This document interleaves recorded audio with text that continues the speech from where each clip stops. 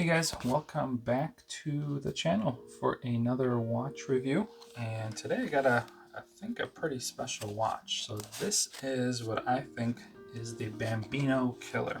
So the Orient Bambino is a very popular watch. I've never really liked it too much. It's not bad, but I just don't like it as much as I think a lot of people do. So I found this watch. This is the Orient, and here we go, RA-AC0015S10D.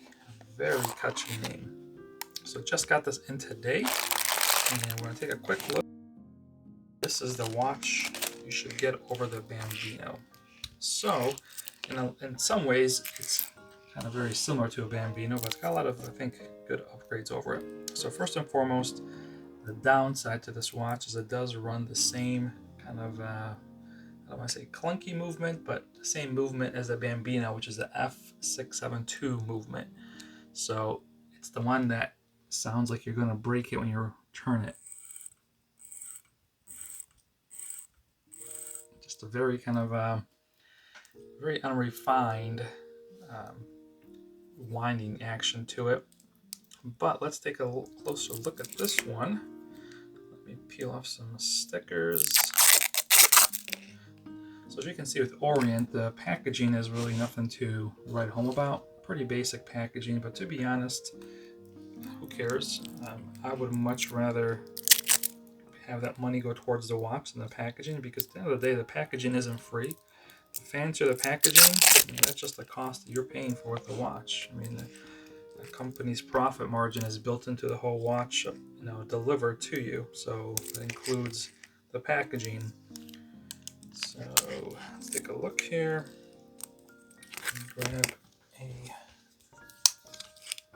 knife so we can remove this tag. And here we go.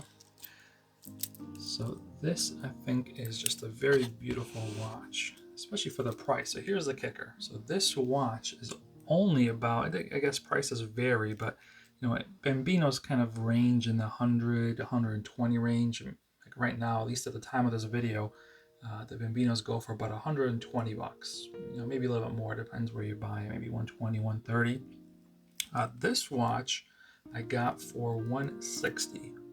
So for $30 more, what are you getting here?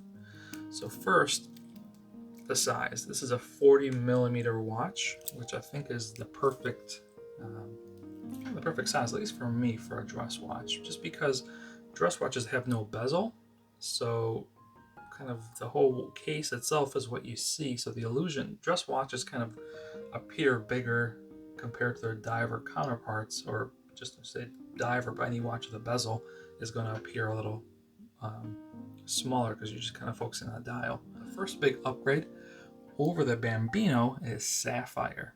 Yes, so you get a nice sapphire crystal here. It's got a nice bevel edge to it at the end, which I love, because in the right light, let me see if I can shine a light here, it kind of gets a nice little kind of reflection off that bezel, which I kind of like.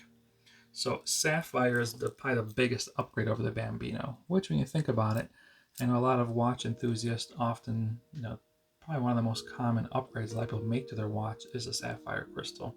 And those you'll spend anywhere from, $30, $40 for a crystal. So that alone warrants the price to upgrade.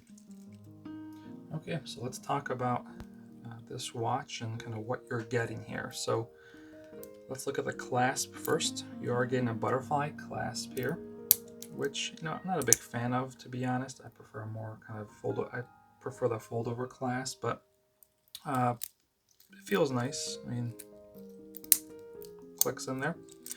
Bracelet does feel a little kind of a little rattly. I mean, you can hear this. You can hear the squeaks and kind of it's a cheap bracelet. Push pins here, so no screw down, no screws here. The one thing about this bracelet, unfortunately, there are no half links. So you are getting full links, and combine that with a butterfly clasp, that is going to kind of limit that fine tuning, because you don't have the quick adjustments, no half links. So maybe getting this dialed in might be a little tricky. As we move up to watch, the case is actually, I think, done really, really nicely. You have a very kind of combination of brushed and polished combination. So you kind of see a little bit of a polish here underneath, polish on top, kind of creates that little bit of a kind of contrast. And then even along the lug here, you see that nice little streak of polish right there. So the case, I think, looks very nice. You do have a sign crown, which I think is always a nice touch. Sign crown, it's not screw down, it is just a pull out with hacking, hand winding. So you can hand wind. Unfortunately, the movement is kind of, not that good. It's one of our kind of lower end movements. It's the F672, same movement as the Bambino. The dial, though, I think is where the watch really shines. It has a real nice dial if you look at it. Kind of a two-tone, almost like a two type of patterns. You have the outer part with the indices, which is like a nice smooth white.